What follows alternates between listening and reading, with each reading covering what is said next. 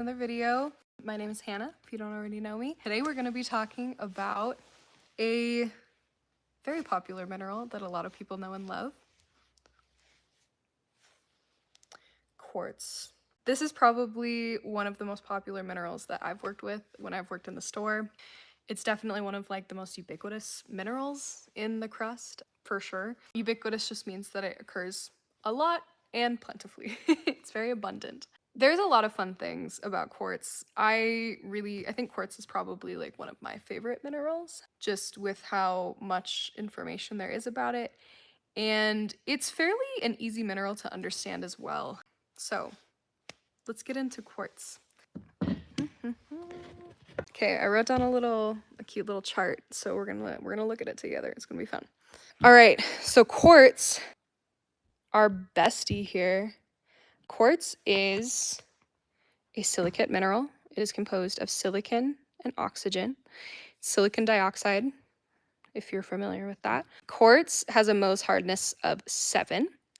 It has a vitreous luster, but it can become dull or waxy when it becomes massive versus crystalline. Like this is a really beautiful example of a crystalline quartz. Man. Wow. Very beautiful. Quartz is a mineral that does not exhibit cleavage. This is a mineral that is really the chemical bonds that form it are really, really strong. So there aren't really any weak points to exploit that would give us any sort of cleavage patterns or planes. So when it breaks, it fractures. It can be conchoidal. It can be uneven as well. Most of the time, the fracture is conchoidal. Otherwise, it's a very strong mineral, which is why it partially why it's so popular, but which is also why it does not exhibit any cleavage. It will streak white on a streak plate. Let's test it here. Hope you guys will be able to see the white streak. Might have to. I'm gonna do that more carefully with both hands. All right, I'm gonna do my best to show you guys.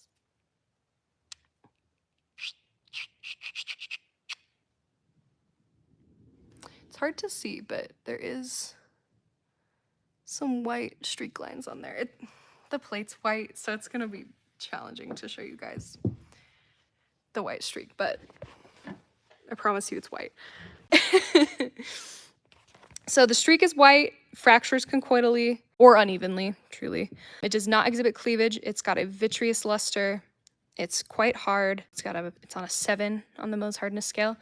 Something about quartz that I wanted to touch on is that it's kind of like the chemical and habitual aspects of quartz.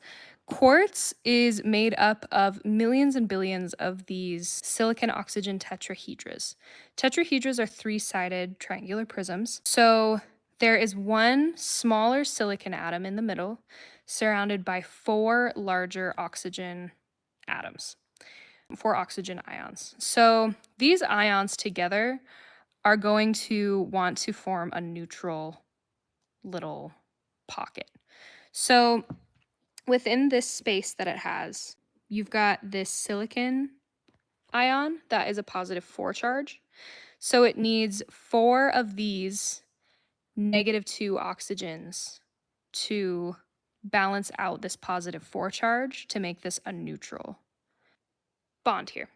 So if you've got one oxygen that's -2, this oxygen that's -2, actually, never mind, I lied. These have a negative charge to them. That's fine. Anyway, it doesn't matter. We're mostly just talking about the structure and the strength of the bond.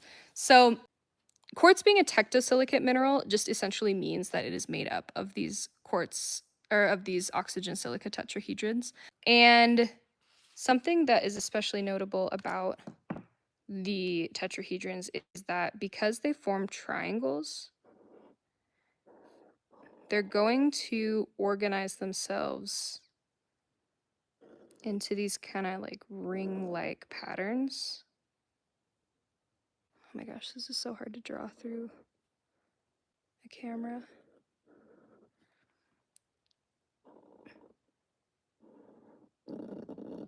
One, two, three.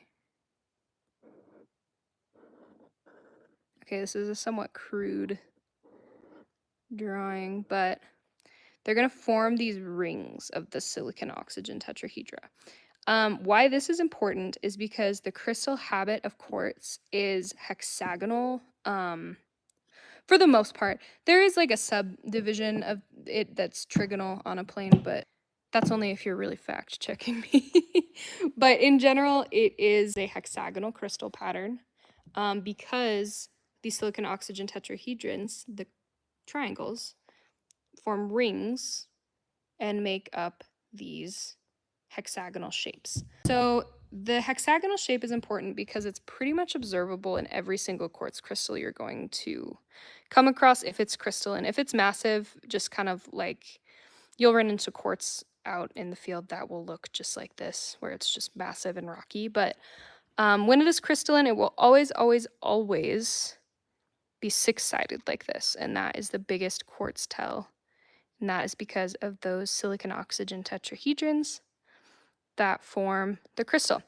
I have said in the past that color is the least diagnostic way to analyze a mineral, and that is completely true when it comes to quartz, because if many of you are familiar with quartz, it can be any color.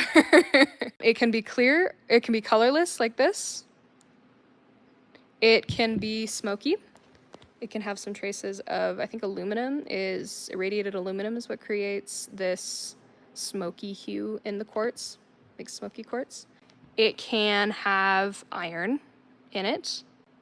There's a couple different types of iron. There's ferric and ferrous, and those can create different hues of colors within the quartz, but I believe that the pinky or red color can be because of manganese or iron, either one. It's usually what causes the pink. It can be citrine, is also quartz. You can tell by the six-sided nature of it, and it just looks like very similar. The only thing that's different is the color. So that is why we always have to remember that color is the least diagnostic, but still a helpful tool to use. Amethyst, which we all know and love. Amethyst is also quartz. This is a really great natural piece of amethyst. So you can see those glorious hexagonal crystal prisms that form in the amethyst. Rose quartz, I didn't have a piece of crystalline rose quartz or rocky rose quartz to show you, but I found this tumble, so it can also be pink. And I got this piece of agate to also illustrate that quartz can also be, the silicon dioxide can be a cryptocrystalline mineral as well, which falls under the Chalcedony and agate umbrellas. So that's a little bit different, but I just wanted to touch on that here. I can make another video about the cryptosilicate quartzes. We've got these glorious pieces here. They're all quartz. We went over the silicon oxygen tetrahedra, how those form rings to make the tectosilicate hexagonal crystal pattern and the habit. And then we went over all of these things that you can do to go through if something is quartz, if you come across it. Quartz will scratch glass. So I have a little glass plate that we can scratch the quartz on to demonstrate that it is harder than glass. So, all right, so there's a couple little scratches that you can see, but I've got this little glass plates of 5.5 on Mohs hardness. As we know, quartz is a 7. It can't fall into a 6.5, but generally it's a 6.5 to a 7. So we'll swatch this on here. I don't know how to do it so you guys can see it actively happening. Maybe I'll try and do it like this. Oh, there it goes. I don't know if you guys can see that little scratch there. There we go. Maybe if I did it with a smaller piece of quartz, it would work better. So funny. There we go.